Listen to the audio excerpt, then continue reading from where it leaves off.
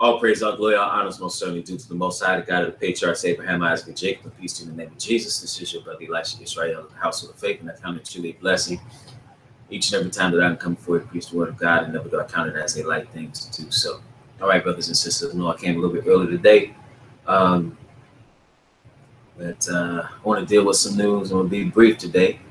I want to deal with quite in the short, I want to deal with the national anthem. Just pointing out some things about that because I'm dealing with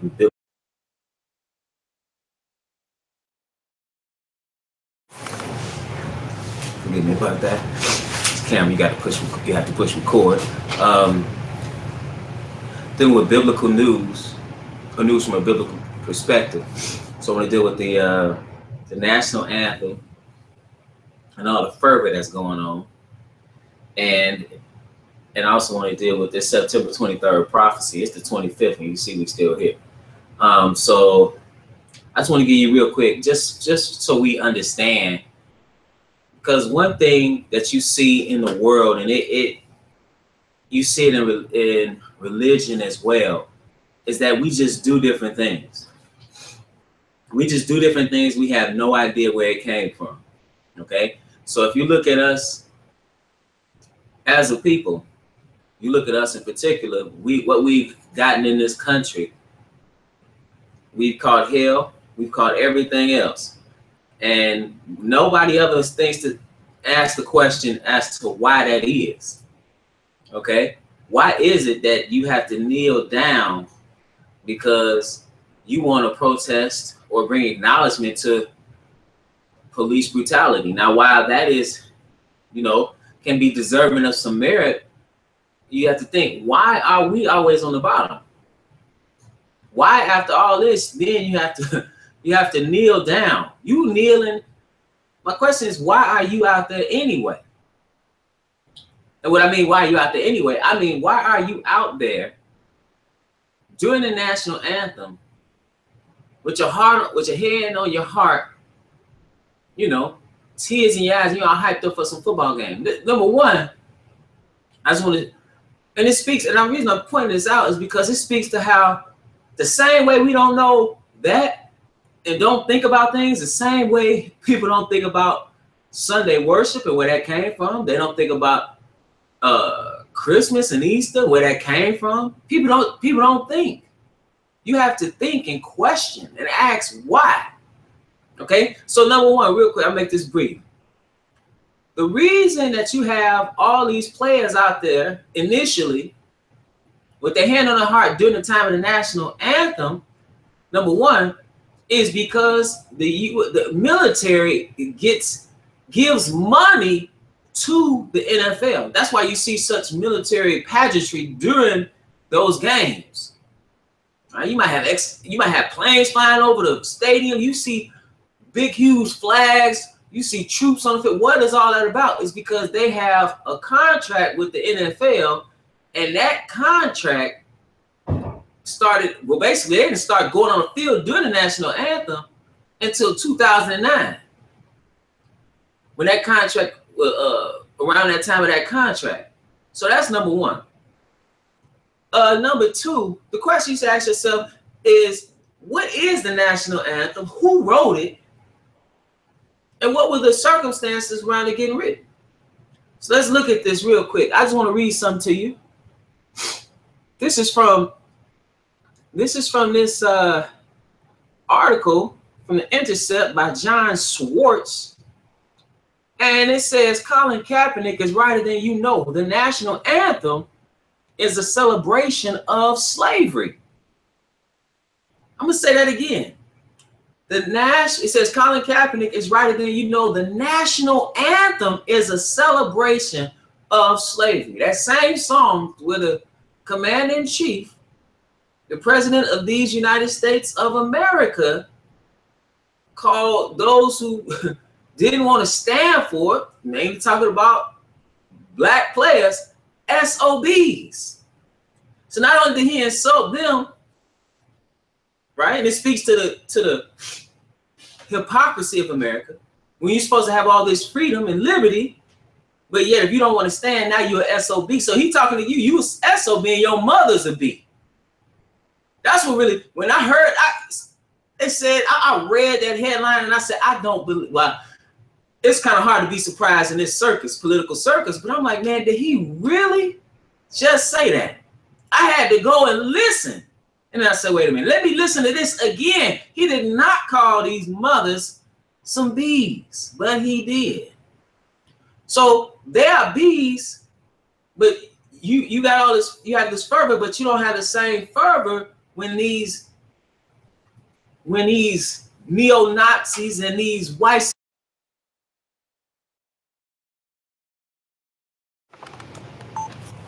Okay, there we go. You don't have the same fervor when these neo-Nazis and these white supremacists are actually trying to protect the removal of some Confederate statues, right, that were put up well after the Civil War was over to perpetuate white supremacy in the South. You got a statue of Nathan B. Forrest in Tennessee. Nathan B. Forrest was one of the founders of the KKK, and he was a war criminal. If you read up on the battle or the massacre at Fort Pillow during the Civil War, well, he just massacred every black soldier that was trying to surrender in that battle.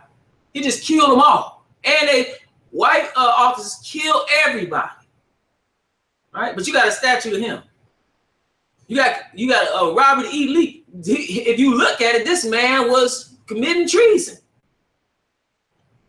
But then you have, they are good people, but now these men who saying, hey, they want to bring attention to exploitation and oppression of black people, they SOBs. See, that treatment that we get, you need to ask yourself further, questions. Why is that the case? But let me just read this article here and see, so you can understand why it's really asinine to even kneel. Let me rephrase that, because I understand you really had a right to do what you want to do, and people, how do I put this? They mean well, but when you really look at the history, you shouldn't even be kneeling. You don't have to do anything. What you need to do is turn back to your God, because that's the reason why you're in this in the first place. So I understand that the brothers are trying to do something right. But why are you kneeling? You already under the foot of oppression. You had all these years of slavery, all these years of Jim Crow. You in the era of mass incarceration. They're killing black folks in the streets. Economic exploitation. I'll give you some examples of economic exploitation. Look at the NFL. How you have 70% of the players and the talent are black, and where the black owners at? Where the black owners at? Same thing with basketball. Well over 70%. I would upwards 85, 90%. Where are the owners at? Don't talk about one or two. Where are the owners at? But see, because our mindset is warped. But let me just read you this article. It says, again, the title is Colin Kaepernick is right, and then you know the national anthem is a celebration of slavery. It says, before a preseason game on Friday, San Francisco 49ers quarterback Colin Kaepernick refused to stand for the playing of the Star-Spangled Banner. We need to explain why he only spoke about the present. I'm not going to stand up to show pride in a flag for a country that oppresses black people and people of color. There are bodies in the street and people getting paid leave and getting away with murder. Kill somebody and then get paid leave. Or if they go to another police station in some other place. You look at you even think about even that killer Dylan Rue, how he went into that church, killed all those people. And what did they do, man? They took that boy out and got him a burger. The police. Am I saying all police are acting in this manner? I'm not saying that. But there's something systemic. You can't say it's all these good police when all these bad police are on the scene and the good ones aren't saying, the so-called good ones aren't saying anything. And then you have a racist justice system. It's inherently racist. So it says Twitter went predictably nuts with at least one 49ers fan burning Kaepernick's jersey. That's the thing now. You get traded and they burn your jersey. But nevertheless, it said almost no one seems to be aware that even if the U.S. were a perfect country today, it would be bizarre to expect African players to stand for the Star-Spangled Banner. It's, as I said, it's asinine. It's crazy to stand up for the Star-Spangled Banner. Even if you don't know what the Star-Spangled Banner is saying, why are you standing for a country that has only oppressed you? You standing for the troops? Man, what are the troops doing? Maintaining American empire. So he says, it is bizarre. Listen to the word. This is not a, this is, looks like he's Caucasian. It said it would be bizarre to expect African-American players to stand for the Star-Spangled Banner. Why? Because it literally celebrates the murder of African-Americans. We call it African-Americans. It said few people know this because we only ever sing the first verse. But read the end of the third verse and you'll see why the Star-Spangled Banner is not just a musical atrocity. It's an intellectual and moral one too. He says no refuge. This is in the Star-Spangled Banner. It said no refuge could save the hireling and slave. Okay, so he's talking about black folks when he's saying slave, from the terror of flight in the gloom or in the gloom of the grave. And the Star-Spangled Banner and triumph doth wave over the land of the free and the home of the brave. He goes on to write the Star-Spangled Banner, Americans hazily remember, was written by Francis Scott Key, who from my understanding was a slave owner, but it says he's writing about the Battle of Fort McHenry in Baltimore during the War of 1812. But we don't ever talk about how the War of 1812 was a war of aggression that began with an attempt by the U.S. to grab Canada from the British Empire. So they're trying to grab Canada from the British Empire and miscalculated. Okay, he says, however, we wildly overestimated the strength of the U.S. military by the time of the Battle of Fort McHenry in 1814. The British had counterattacked and overrun Washington, D.C. That it says setting fire to the White House. You read, they even set fire to the White House. So that picked, remember that story? I think it's one of the first ladies grabbed one of the pictures out of the White House and say running, trying to get out of there. It says, and one of the key tactics behind the British military's success was its active recruitment of American slaves. See, the British did that in the War of 1812. They also did it in the Revolutionary War. What were they promised? And the Spanish did it. When the Spanish ruled Florida, you can get just a Fort Negro, you could be free. Right? So,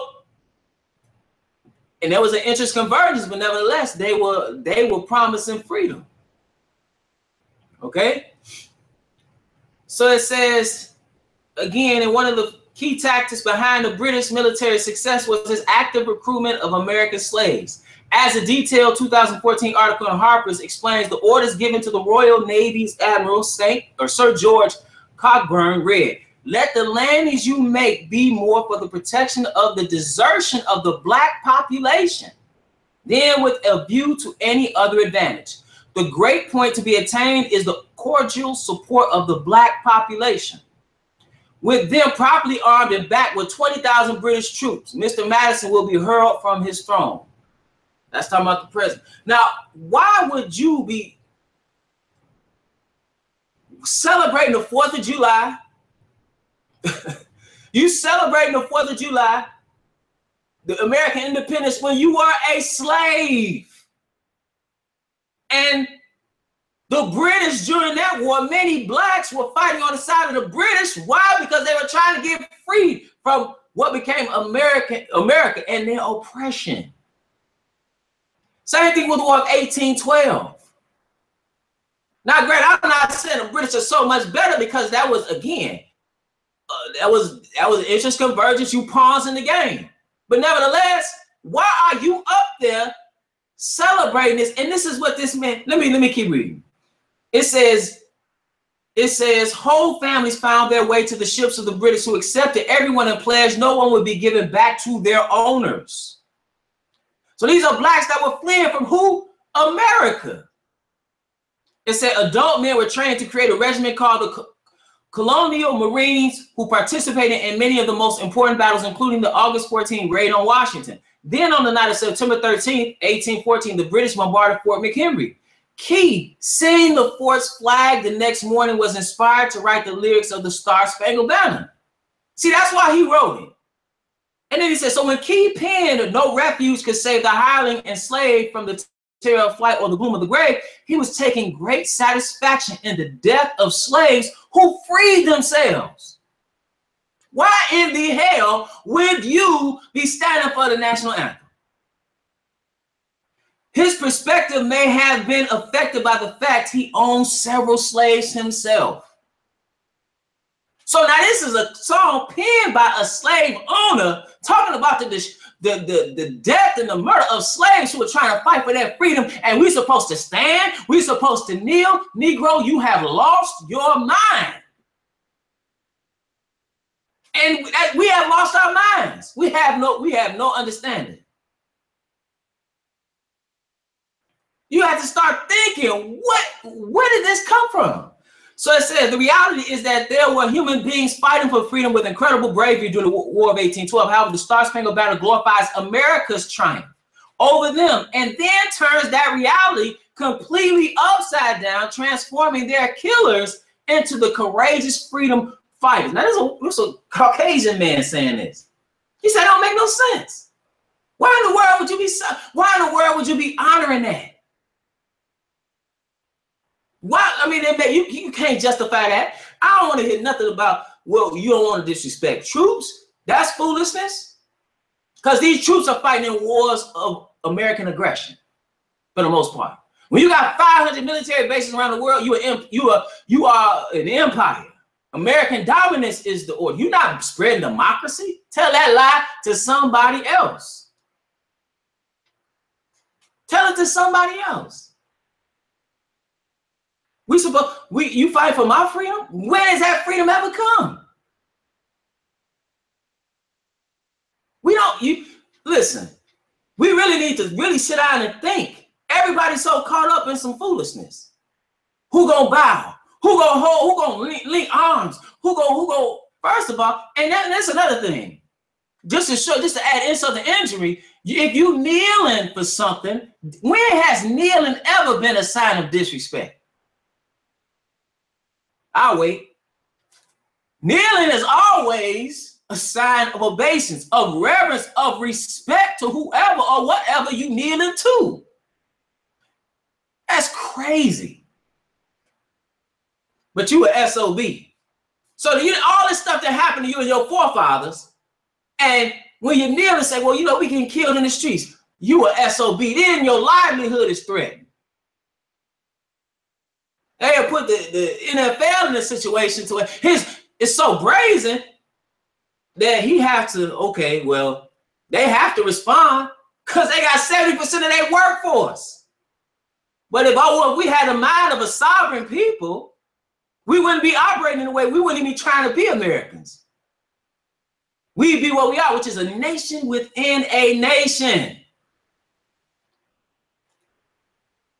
He says after the U.S. and British signed a peace treaty at the end of 1814, the U.S. government, now this the same one who you saluting that flag and saying or singing the national anthem. You often see, we'll take that song. Oh man, Marvin Gaye's rendition of that song, Jimi Hendrix's rendition of that song, Whitney's rendition of that song.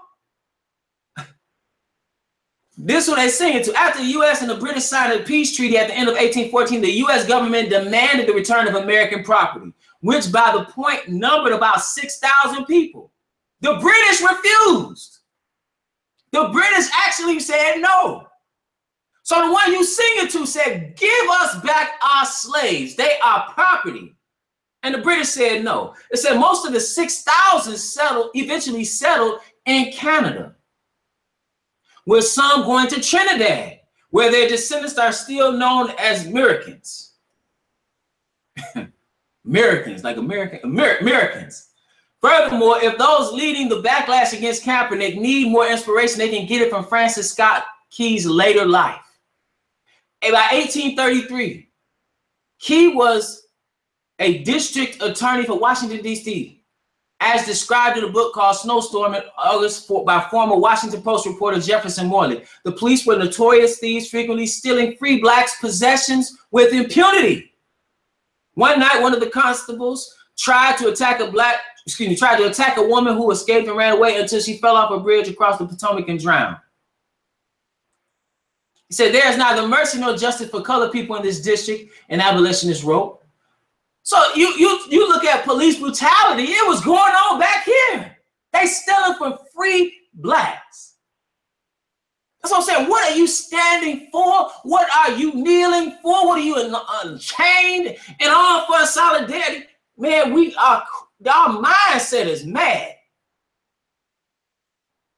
Key was furious and indicted. Listen to this now. The same racist slave owner that wrote this racist song, he said Key was furious and indicted the newspaper for intending to injure, oppress, aggrieve, and vilify the good name, fame, credit, and reputation of the magistrates and constables of Washington County. And you had some woman killed. You got some woman killed, right? You had some woman killed in Charlottesville with no appropriate response from the highest power in the land, from that office. You got 5 people on both sides, but you a SOB. We got to change our thinking. You can decide for yourself whether there is some connection between what happened 200 years ago, what Colin Kaepernick is angry about today. Maybe it's all ancient, meaningless history, or maybe it's not, and Kaepernick is right, and we really need a new national anthem. But I'll be honest, I could care less about a national anthem because we God's people. We have to come back into its truth. We got to start asking the questions, how we get here in the first place? I'm just read a little bit. Let's go to Deuteronomy 28. And I want to read one other verse after that. Deuteronomy, one other place after that concerning this, and I'll be done. Deuteronomy 28, because that's political stuff. But again, if you're looking at it through a biblical perspective, you need to ask the question, how did I get in this situation in the first place? How was I enslaved? This is Deuteronomy 15. It says, Deuteronomy 28 and verse 15. It says, "But it shall come to pass, if thou wilt not hearken unto the voice of the Lord thy God, to observe to do all his commandments and his statutes that I command thee this day, that all these curses shall come upon thee and overtake thee." So you're going to be cursed. You're going to be blessed if you obey God, but as his chosen people, you're going to be cursed. He said, "Cursed shalt thou be in the city, and cursed shalt thou be in the field." Everywhere you go, you're going to be cursed. "Cursed shall be the basket of thy store. Cursed shall be the fruit of thy body and the fruit of thy land, the increase of thy kind and the flocks of thy sheep." Economic curse. Your children are going to be cursed. Everywhere you go, you're going to experience this curse. Why? Because you have sinned against God. It says in verse 30, it says, "Thou shalt betroth a wife, and another man shall lie with her." That's happened wholesale. You got all these sisters, and you got, first of all, you got all these, let me rephrase, let me get back up a little bit. You got brothers talking about, they can't deal with a sister. And you got sisters talking about they want to try something new. Negro, do you not understand what happened to you in this country? Do you not understand the sexual exploitation of our sisters, our children, and even our men in this country? Do you realize they had sex farms in this country and bred us like mere animals, like horses or dogs, like beasts of burden, and then sold the children? Do you understand that? Read the accounts of the slaves, the former slaves that talked about the stockmen that had to impregnate women. Read about the rape that was going on. That rape was going on even on the boats on the way to this land. You take a wife and your wife taken from you. You see an example of that in Birth of a Nation, the new one. Not the first Birth of a Nation, which was the first movie that was shown in the White House that depicted the Klan as this great organization. And the president then, Woodrow Wilson, loved the movie. You had white men in blackface and everything trying to rape a white woman, and the Klan coming to the rescue. hypocrites, biggest rapists in the world, terrorist organization. Terrorist organization, but you talking about these some fine people. Terrorist organization. And Negroes talking about, well, I want unity. Listen, what you need to do is turn back to God. Your history, what's happening to you is biblical. Your problem is spiritual.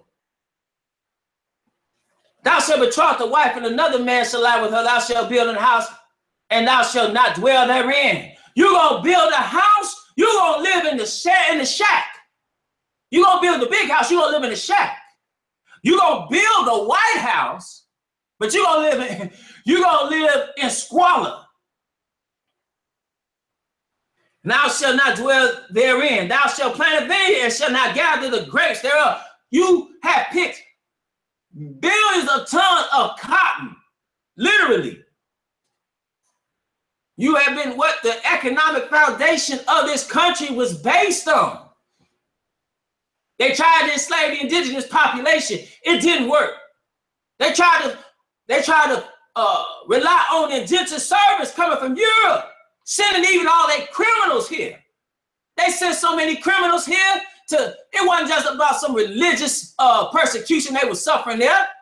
It was Britain sent a whole bunch of criminals to the United States. So many that Benjamin Franklin, if you read Capitalism and Slavery by Eric Williams, he quotes Benjamin Franklin. I'm paraphrasing. He likens it to somebody giving you a bunch of serpents. That was something they did. You look at Australia, what they do in that colony. They sent that was a prison colony. They sent all their prisoners there. But that didn't work. So what they do, they brought us over here.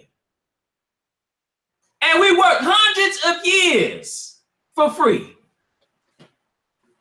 And all the while, they said, you're not going to prosper. They said, hey, your wives going to be treated. Your marriages weren't even recognized. Verse 32, thy sons and thy daughters shall be given unto another people, and thine eyes shall look and fail with longing for them all the day long, and there shall be no might in thine hand. Do you realize they took women's children, sold them on the auction block? Sojourner Truth talking about all the kids she had, and all of them sold, and how she cried unto Jesus. They sold your children. This is a slap in the face to your ancestors. But what we need to do that's different from our forefathers, even going back further than the ones that were enslaved here, is to turn back to God. That is the only way. I don't care if you go out and you're trying to convince white people, the white power structure to love you. You want to protest. None of that's going to work. People talk about he trying to divide us. They trying to divide us. Negro, when have we been unified? We need to unify as a people with our God. That's what we need to do. Integration is not the program of the book. And that program is a failure. But you have been brainwashed into thinking that that's what you have to do. Who told you that? Somebody lied to you. This is a burning house. And you're going to be blamed for the fire in a minute. You don't see that? When this mess falls, who you think they're going to be looking at? They're going to be looking at you, the darker brother, as Langston Hughes would say. I too, he had a problem. I too.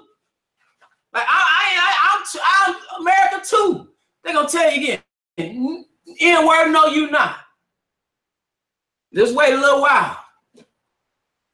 It says in verse 45, it says, moreover, all these, verse 37, it says, and thou shalt become astonishment, a proverb, and a byword among all nations with the Lord shall lead thee. So you're going to be a byword wherever you go, a proverb wherever you go. They're going to have all these terrible names to call you. You know what I heard? I had never, and I studied history, I had never even came across this until recently, that the ice cream song that you hear so often with the ice cream truck was a song that was written by a man. It was published by Columbia Records. I want to say 1906. I might not have the year correct. But the song was talking about N-word, come get your watermelon. Like people come get ice cream. Negro, you love watermelon. Come, N-word, you love watermelon. That's the ice cream song. You know that song? Some of that stuff we have is we grow up singing that mess. You know how we are as a people. Especially when we little, we hear that truck ice cream, we go screaming. Oh, you go there trying to run a mama getting 40 cents or 45 cents or 75 cents to get you some ice cream, and they playing a song. And if you look at the history of the song, it's saying N-word, come get your watermelon. Look it up. Look it up. And so it is with the national anthem. Everywhere, on every side. Man, if you do a little bit of research, look at all the products that have been sold that show us in a negative light. You even got rid of that. Some of you Negroes at home got Uncle Ben rice and Aunt Jemima cereal. You ain't never thought about that? You think some of them songs you used to sing when you was a kid? Y'all about to play tag, any, mini, mighty, mo, catch a tiger by its toe. You know what it said initially? Catch an N-word by its toe. Look it up. Look it up. You still got that same kind of foolishness going on right now. R&B songs, singing for songstresses, singing for chicken for Burger King. You got people with big pants dancing for chicken from KFC. You got coonery still going on. You got lost Negroes trying to justify what's going on with us. They're talking about what's disrespect. Enslaving my forefathers in disrespect. Don't talk to me about not standing for some song that's disrespecting me in the song. Let me keep reading. 45. Moreover, all these curses shall come upon thee and shall pursue thee and overtake thee till thou be destroyed. Why? Because thou hearkenest not unto the voice of the Lord thy God to keep his commandments and the statutes which he commanded thee. That's why. And then it says, and they shall be upon thee for a sign and for a wonder and upon thy seed forever. So if you want to know who Israel is, look for the sign. Look for the one that's being cursed. Not the one who has more money than any group per capita. Not the one that runs Hollywood. Not the one that runs the banking institution. But look down on the bottom. Look in the favelas. Look in the shanty towns. Look in the projects, in the ghettos. Look at the one whose history they were sold. Not the ones that run the stock market, but look at the ones who were sold as the stock on the New York Stock Exchange. Not the ones that run the banks, but the ones that the banks insured while they were enslaved. Not the ones that run insurance companies, but the ones who they took insurance out on when they was bringing them over here. And if they jettison, throw them overboard because they knew, hey, it's insured. This property is insured. You got the transatlantic slave trade. You got bones on the bottom of the Atlantic Ocean of slaves. And you talking about me about some national anthem? Man, you have lost your mind. You lost your mind. The nicest thing I could do is sit during the national anthem. You'll never get me to stand for that mess. Ever. So it said, they shall be upon thee for a sign and for a wonder upon thy seed forever. Verse 68. Because he said, verse 64, he said, and the Lord shall scatter thee among all people, and from one end of the earth even unto the other, and there thou shalt serve other gods, which neither thou nor thy fathers have known, even wood and stone. So you in this false worship, the people of God in this false worship, wherever they go. You've taken that slaves, you turn against the true and living God, he sent you into captivity, and now you're worshiping falsely. You need to come up out of these churches, these hellholes, these rat holes they call churches. You need to come up out of them. You need to come up out of them. All of them with false worship. Sun worship. You take a communion every first and third Sunday. Can't read it. Come up out of there. You celebrating Christmas. That ain't even if you just look at it from a cultural perspective, that is something in European countries. How it is looked at today, you can trace it all the way back to Babylon. What I'm saying is, you look at how they deal with that now, that's some mess from Europe. You up in that church worshiping a false white Christ that was born on December 25th.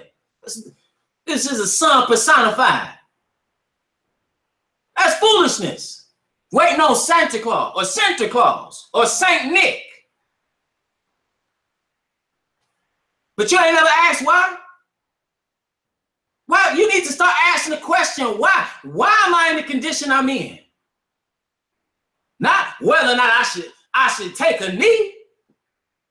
Man, if you're going to take a knee, I ain't talking about taking a knee doing no national anthem. You better take a knee, start praying to God. We need as a nation, you know what we need to do as a nation? We don't need to get in front of no crowd and sing no song for global unity. We don't need to do that and take both knees. We do need to pray though. But we need to pray as a people, our people, because we are a nation within a nation, and we need to pray to Jerusalem. And we need to pray acknowledging our sins like Daniel prayed. We need to turn back to our God. That's what we need to do. Renew of a covenant. That's what we need to do. What we sitting on our knees for? These people, hey, they say good, you're on your knees, not even kick you in your face. Now you're on your knees, not lick my boots. But no, see, they couldn't do that if we as a people tapped into the true power source, which is God. We just had a memorial blowing the trumpets. When they went to war, what did they do? They sounded the alarm. The war cry for their God. To fight with them, to fight their battles. You can't fight these people by taking up some 38. These people got nuclear weapons. We closed in on every side. We need to turn back to our God. He is the power in this universe. He is the power in the world. Turn back to him, not these false gods. How you turn it to God when you ain't doing nothing he say? And then wonder why our children getting killed in the streets. You got one boy, he got a BB gun.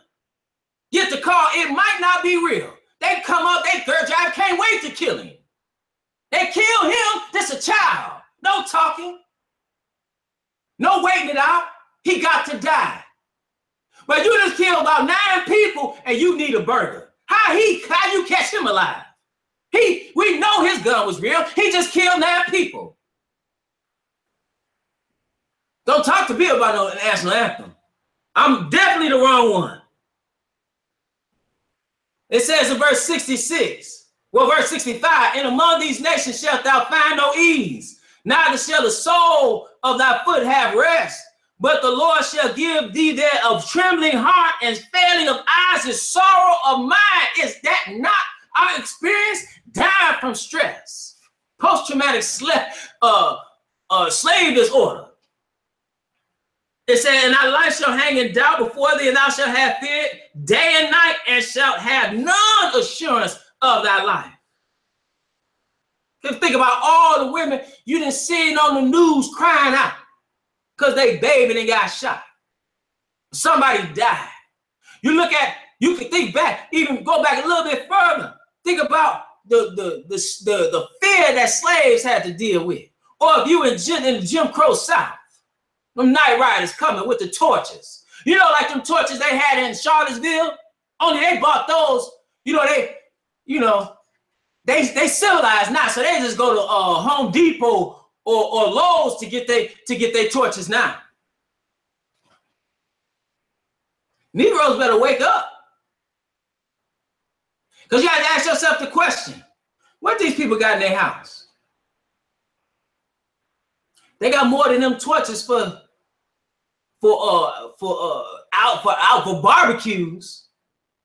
These people have arsenals in their house. You know how I know? Because I go to the range. I go to the range. They got little 9-year-olds at the range. Last time I went to a firearm to get a firearm, you know what one of them did? First of all, they was talking about Trump when I went in. This is an all-white area. They was talking about Trump when I went in there. How he was a great candidate. This before he got elected. And one of them pulled his little gun out trying to show me. He just wanted to pull his gun out. See, I get this. It was a little handheld one. While he doing that, it was a little boy. The boy had about to be 8 years old. He's schooling the person who's selling the guns, telling him the ins and out of everything on the wall. Boy was about 8 years old.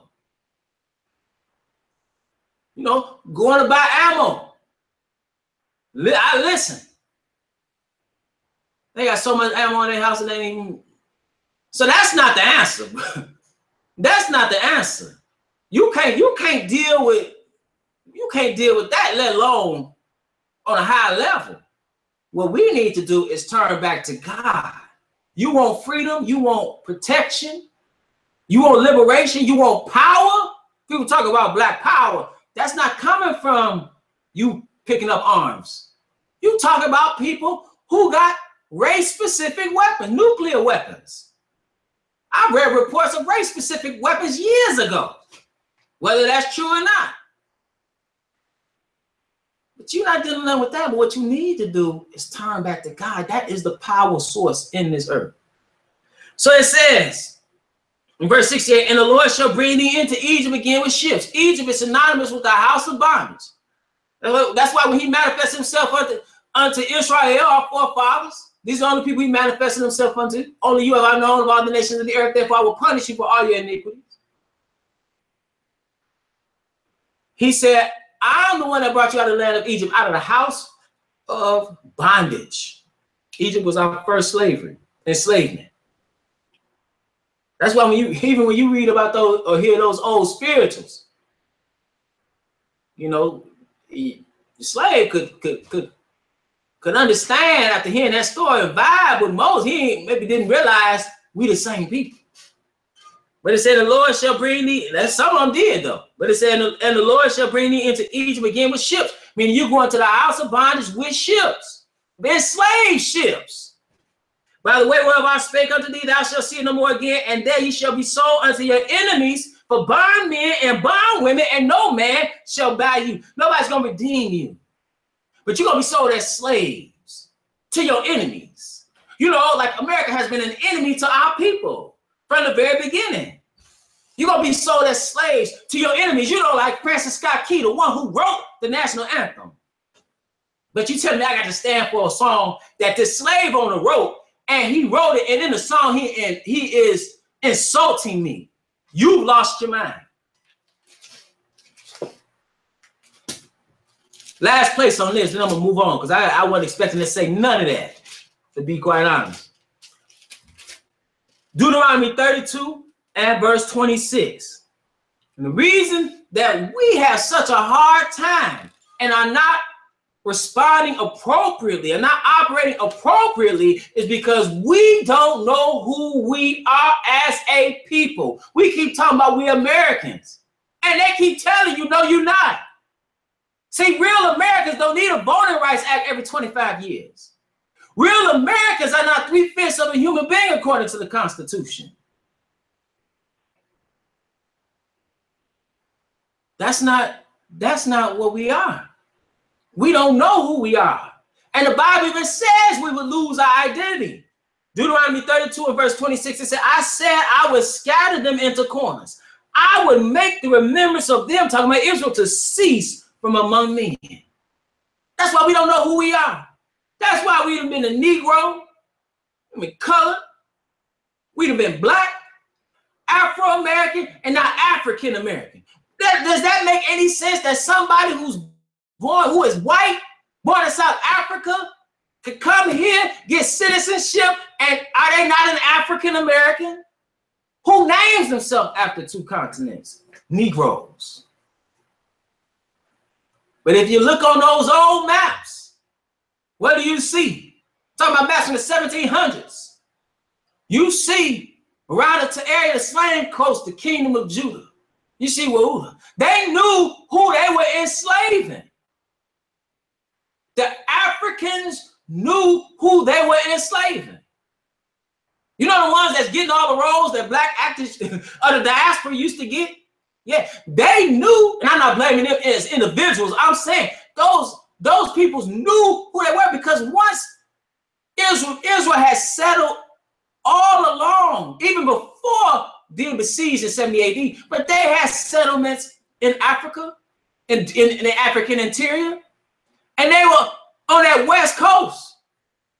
They were on that west coast. And they what they did was that's what they took. And even when I've even read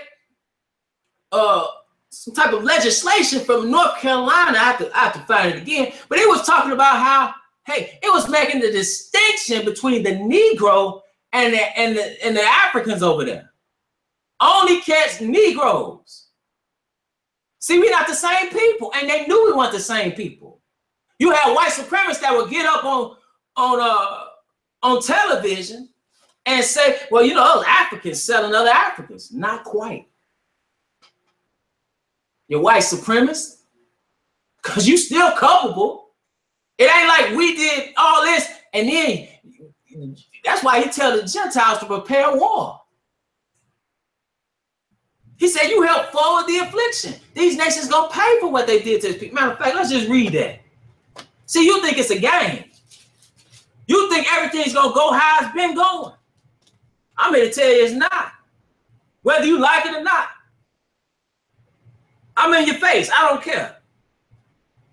This is Joel 3 and verse 1. It said, for behold, in those days and in that time when I shall bring again the captivity of Judah and Jerusalem. See, you still in captivity. You haven't been home. You talking about you free. Give me a break. It said, I will also gather all nations and will bring them down into the valley of Jehoshaphat. He's going to judge. It said, and will plead with them there for my people and for my heritage, Israel, whom they have scattered among the nations and parted my land. So you're going to pay for what you did. It said, and they have cast lots for my people and have given a boy for a harlot and sold a girl for wine that they might drink. That's what they've done. Then that's why he goes on in verse 9 to say, proclaim ye of this among the Gentiles. Prepare war, wake up the mighty men, and all the men of war draw near. See, that's what he's going to do at his coming. He's going to make war with these nations. But why? In part because of what these nations have done to his people. See, you're going to have to pay. I told this one European.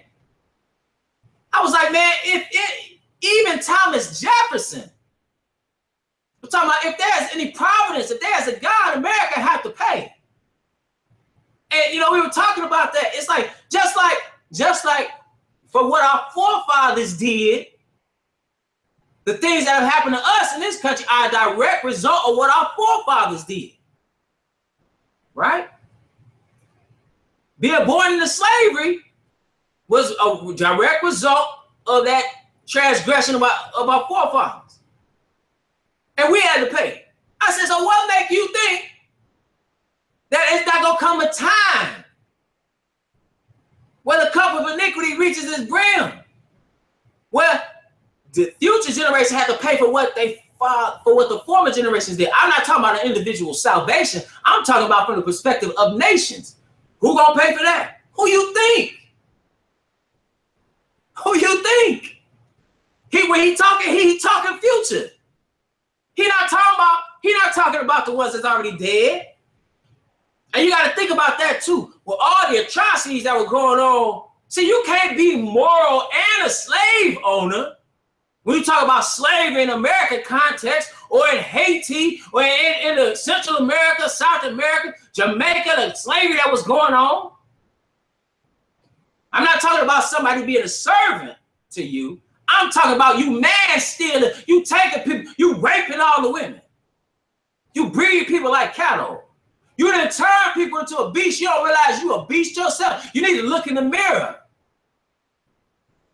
Hypocrite. Talk about who a killer.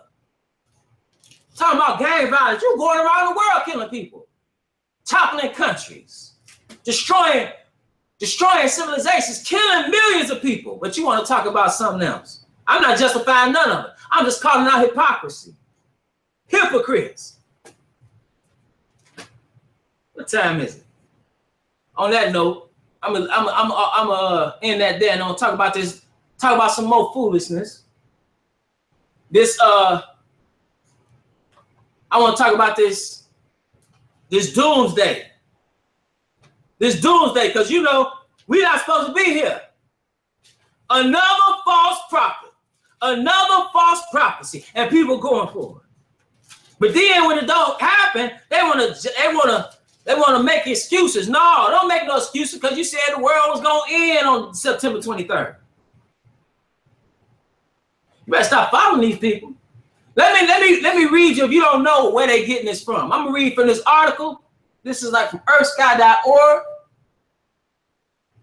And I'm gonna just read it, okay? So we can understand, I'll give you a little bit of understanding based on this as to where they're getting this from, okay? From astronomical perspective. So it says on September 23rd, 2017, the sun will be in the zodiac constellation Virgo. So now the Virgo supposed to be a woman clothed with the sun. That's what they get. So they go to Revelation 12. Okay? And we're going to read that in a second. I said the moon will be at the feet of Virgo, with the moon under her feet. And the 9 stars of the zodiac constellation Leo, plus 3 planets, Mercury, Venus, and Mars, will be at the head of Virgo.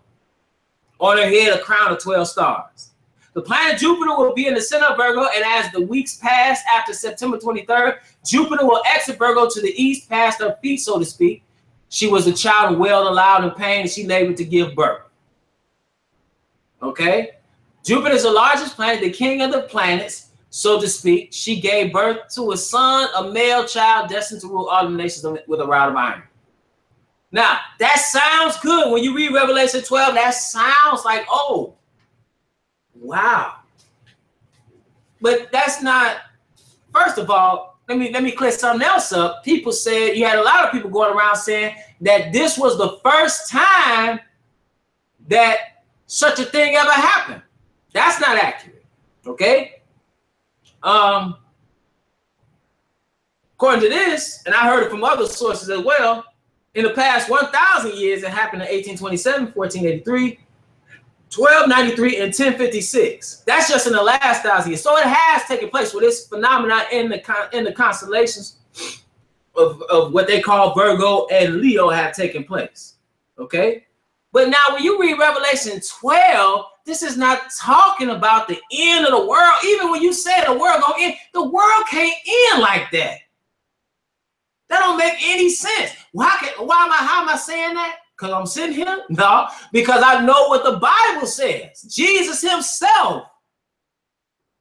Because the man that came up with this is talking about that's going to lead to Armageddon. That's Armageddon right then. End of the world. That's not accurate. You got to have great tribulation before you have the return of Christ. Because when is he coming back? Let me just read that here. Let's go to Matthew. I'm not going to spend a whole lot of time on this. Matthew 24th chapter. And we're going to pick it up at verse 3. Matthew 24, verse 3. And as he sat upon the Mount of Olives, the disciples came unto him privately, saying, tell us, when shall these things be, and what shall be the sign of thy coming and of the end of the world?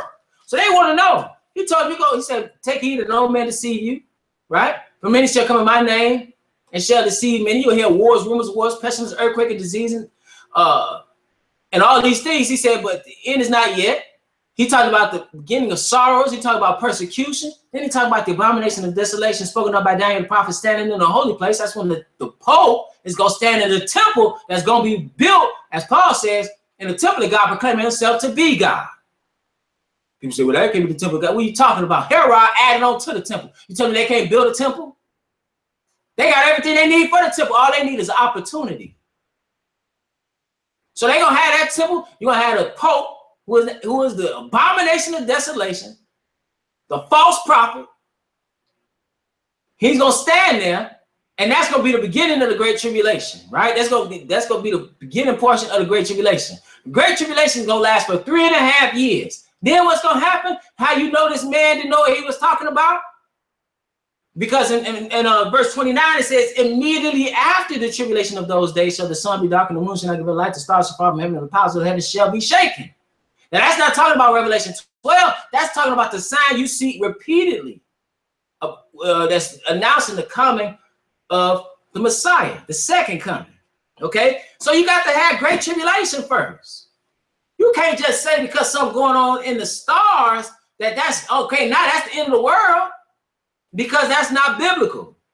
Now let's go to Revelation 12 and shed some light on what it's really saying, and you'll find out that's not talking about that at all, actually.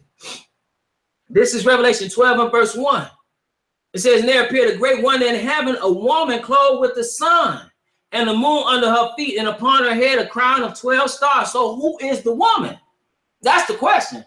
Okay, so let's go to Genesis, the 37th chapter, to find out who the woman was.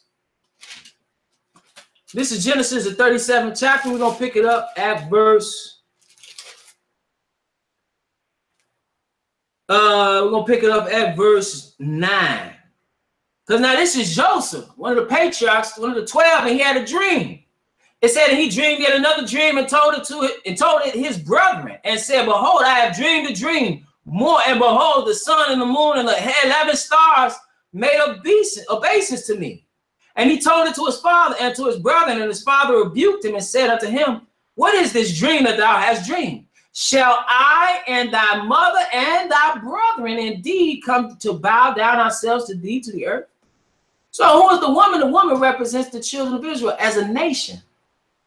The 12 stars is made up of 12 tribes. Okay? Not just one tribe. You know, everybody, you know, when you got somebody perpetrating a fraud, everybody got to be a Jew. Jewish, right? Not a Judean, not one of the tribe of Judah, but Jewish. Because you got somebody perpetrating fraud. You got some converts saying they the people. But nevertheless, it says, and she being with child, travailing in birth and pain to be delivered. Now, what does it mean, travailing in birth and pain to be delivered? Let's go to Matthew. Gospel according to Matthew. And we're going to pick it up at verse 13. Because here, this woman, or who basically is going to birth one, and who is the one that's coming out of this woman, talking about the Messiah. Now, what were the birth pains? Same thing that was going on in the days of Moses, genocide. This is Matthew 2. And I'm going to pick it up at verse 16. It says, then Herod, when he saw that he was mocked of the wise men, was exceeding wroth, and sent forth and slew all the children that were in Bethlehem, and all the coasts thereof from 2 years old and under, according to the time which he had diligently inquired of the wise men. You have to ask yourself, what's going on the spiritual level? You ask yourself that question. Nevertheless, that's what that's talking about. I'm gonna read verse 4. It says, and his tail drew, verse 3, and there appeared another wonder in heaven, and behold, a great red dragon, having 7 heads and 10 horns and 7 crowns upon his head. And his tail drew the third part of the stars of heaven. So that's the angels, right? So now you got this one in heaven, and he's got about a third part of an innumerable amount of angels, and a dragon stood before the woman which was ready to be delivered, for to devour her child as soon as it was born. So that's what's going on the spiritual level. But he's saying this, but understand, the physical manifestation of the trying to devour that child was when Herod was trying to kill all these firstborn in Bethlehem. So that's the woman, that's the child. And it said, and a woman fled into the, now listen to this though, now it says, verse 5, it says that she brought forth a man child who was to rule all nations with a rod of iron, and her child was caught up unto God and to his throne. We're talking about, who we talking about here? That was to rule all nations. Let's go to Luke. Real quick, let's go to Luke. See, who is this talking about? This is Luke. We're going to pick it up at chapter 2. Luke, I'm sorry, not chapter 2, but Luke chapter 1, and we're going to pick it up at verse 32. This is when Gabriel announced to Mary that, hey, you're going to bring forth a son. It said in verse 32, well, verse 30, and the angel said unto her, fear not, Mary, for thou hast found favor with God. And behold, thou shalt conceive in thy womb and bring forth a son, and shall call his name Jesus. Right? So this said, so it's Miriam, which is her name. He said Yehoshua, Yeshua. That's his name in Hebrew. And he said, he shall be great and shall be called the Son of the Highest, and the Lord God shall give unto him the throne of his father David. He shall reign over the house of Jacob forever, and of his kingdom there shall be no end. Isaiah, the 9th chapter. Isaiah, the 9th chapter. Isaiah, the 9th chapter. He said it right here. Isaiah prophesied in verse 6. Isaiah 9 and verse 6, he said, for unto us a child is born, unto us a son is given, and the government shall be upon his shoulder, and his name shall be called Wonderful, Counselor, the Mighty God, the Everlasting Father, the Prince of Peace. Of the increase of his government and peace there shall be no end, upon the throne of David. See, we just read that. And upon his kingdom, to order it, to establish it with judgment and with justice from henceforth, even forever. The zeal of the Lord of hosts will perform this. But that part hasn't taken yet. Hasn't happened yet. He hasn't been. He said, if it were time for my kingdom, then will my servants fight. That's what you read in John the 18th chapter. Read verses 33 through 38. So it says in Revelation 12 and 5, and she brought forth a man-child, who we know is the Messiah, who was to rule all nations with a rod of iron. That's coming when he returns. It says, and her child was caught up unto God and to his throne. See, when he was about to go up to heaven, that last time appearing before his disciples, they said, well, will thou at this time restore the kingdom of Israel? Because they understood that he was born to be king. It's just when it's time. And that was 2,000 years ago. It still haven't happened, but it's going to happen. So now he was caught up to his throne. He's sitting on the Psalms 110.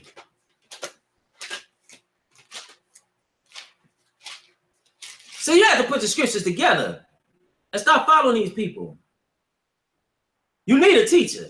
Psalms 110, it said, the Lord said unto my Lord, sit thou at my right hand until I make thine enemies thy footstool. This is the Father talking to the Son. Sit on my right hand until I make thine enemies thy footstool. And then you're going to go and establish your kingdom. But then he says something. He says, thy Lord shall send the rod of thy strength out of Zion. Rule thou in the midst of thine enemies. That's what he's going to do. He's going to rule with the rod of iron. It said, thy people shall be willing in the day of thy power, and the beauty of holiness from the womb of the morning thou hast the dew of thy youth. The Lord has sworn and will not repent. Thou art a priest forever after the order of Melchizedek. What were the instruments of Melchizedek? Bread and wine. You read in Genesis, around the 14th chapter. Is that right? Somewhere around there. But we know that was him that met Abraham. And he just picked up his instruments of priesthood and fulfilled that office. And he's a priest and a king. He's going to be king when he comes back. So it says something about this woman, though. Verse 6 of Revelation 12, it says, and the woman fled into the wilderness. Now, wait a minute. See, what this got to do with the end of the world at that moment? I'm interpreting all these scriptures. It says, and the woman fled into the wilderness. Now, granted, this is around that time, but that's not what they said. Was this the end of the world on September 23rd? Verse 6, and the woman, talking about Israel, fled into the wilderness. Edom, Moab, Ammon, around that area, present-day Jordan. It said, where she had the place prepared of God, and they should feed her there 1,203 days. Now, why is she fed there 1,203 days or 1,260 days? Because that's the time of the Great Tribulation. That's your escape from the Great Tribulation. Israel is not the rapture. People go, oh, I can't wait to be raptured. You're gonna be waiting a long time. Because it ain't gonna happen. It's not going to happen. There is no rapture before the Great Tribulation in the Bible. Matter of fact, Daniel 7. Somebody just told me, that sound good, right? Oh, it's a rapture. I ain't got to worry about this. I remember a woman I worked for, older lady. I was doing this internship at a newspaper. She was talking. She said, the world getting so crazy, but I can't wait till we raptured up out of here. I just looked at her. Because I didn't know, I had been reading and I knew, I was thinking to myself, that ain't gonna happen. I knew that was false. Daniel 9 and Daniel 7 and verse 25. Let's see why you need to flee at this time. It's talking about this man is sin. In verse 25 of Daniel 7, it says, and he shall speak great words against the Most High. He's a blasphemer, even unto this day. Talking about he the servant of service, the vicar of Christ. You don't need no replacement, you hypocrite. And he shall speak great words against the Most High, and shall wear out the saints of the Most High. See, he gonna be killing the saints. It says, and think to change times and laws. Right? You look at they record. They changed the 10 Commandments. It said they got the authority to do it. But it says, and think to change times and laws, and they shall be given into his hand until the time and times and the dividing of times. That's 3.5 years, 1260 days, 40 and 2 months. So why do you need to flee? Because it's the time of the great tribulation. And why is it 12 and 60 days? Because that's the time of the great tribulation. So when this man's talking about this, well, we already know that was some, as they say, poppycock. Is that what they say in Britain, poppycock? We knew that was some foolishness. But he said it would be false prophets. Just like I'm gonna just throw this in here. This is just what they say, a bonus. When you look, I'll give you an example. Matter of fact, let me read it. Deuteronomy. Because one thing about it, you got to be careful. Because these false prophets are trying to lead you astray. Even, I ain't talking about this one, but you got so many false prophets. You got so many things they're trying to show you signs. People dealing in sorcery. You think they're dealing with God. It says in Deuteronomy 13. Deuteronomy 13. It says something. I just want you to take heed to this. If there arise among you a prophet or a dreamer of dreams and giveth thee a sign or a wonder, and the sign or the wonder come to pass. So now they gave you a sign, and you said, man, it came to pass. Keep listening. It said, well, he spake unto thee, saying, then he gonna say something to you. Let us go after other gods which thou hast not known, and let us serve them. So, yeah, the sign came to pass. We say, yeah, let's go worship this other God. Verse 3, thou shalt not hearken unto the words of that prophet or that dreamer of dreams, for the Lord your God proveth you. So the true and living God proving you, to know whether ye love the Lord your God with all your heart, with all your soul. You shall walk after the Lord your God and fear him and keep his commandments, not change them, and obey his voice. And you shall serve him and cleave unto him. And that prophet or that dreamer of dreams shall be put to death, because he has spoken to turn you away from the Lord your God, which brought you out of the land of Egypt and redeemed you. He bought you out of the house of bondage. Remember what we were talking about earlier about that whole Kaepernick situation and tying that in to our situation, who we are in our circumstance. So it says, and redeemed you out of the house of bondage to thrust thee out of the way which the Lord thy God commanded thee to walk in. See, he commanded us to walk in the way. And that's what we need to do. So shalt thou put the evil away from the midst of thee. That's what we need to do. We need to come up out of these churches. We need to mark those, in a sense of getting away from those who will lead us astray as a people. You got the religious factions, the religious folks of our people are leading us astray. Wholesale. They're the ones who are supposed to tell you what thus said the Lord. If they were telling you what thus said the Lord, they would lead you back to God. But they ain't doing that. They're not doing that. But that's it, brothers and sisters. I said I was going to give you a bone. I just want to give you an example of just how you can have these false prophecies. And one of the prime examples of the world ending, and one of the prime examples are these door knockers. These ones that call themselves Jehovah's Witnesses. They come to your door, knocking on your door on a Saturday morning, usually. They going on canvas in the neighborhood. I just want to give you this. They knock on my door. I don't have no mercy because you spread falsehood. Don't knock on my door. And you give me something. No, I got to give you something. I got to give you something. Why you say Jesus is the Archangel Michael? Who the Bible say are his witnesses. Say Israel is his witnesses in Isaiah. Where you get that book from? Or better yet, start asking about all the overt racism in that organization. Just a few questions. Or better yet, don't even deal with them. Just look at how many false prophecies they had about the Lord coming back. I'm gonna just read the years. You look up on this on your own. 1897, they said he coming back. 1899, they said he coming back. 1916, the time is at hand, they say he coming back. 1918, millions now living will never die. They say he coming back. 1922, Watchtower, September 1st, 1922, said the date is 1925 and even more distinctly indicated by the scriptures in 1914. So now they give you all these dates. 1925, 1926, 1931. They kept talking about disappointments because they kept having these prophecies and he didn't come back.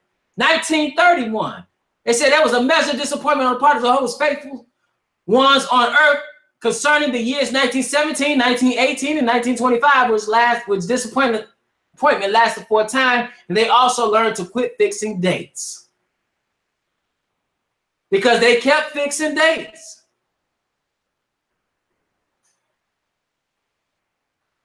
Come up out of these cults, come up out of these churches.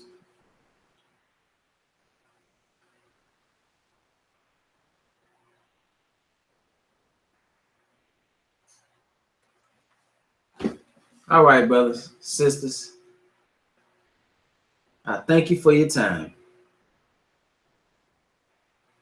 Let me give you them dates again.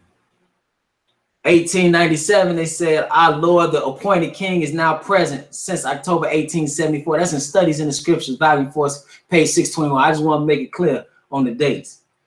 1899, the battle of the great day of God Almighty, which will end in AD 1914.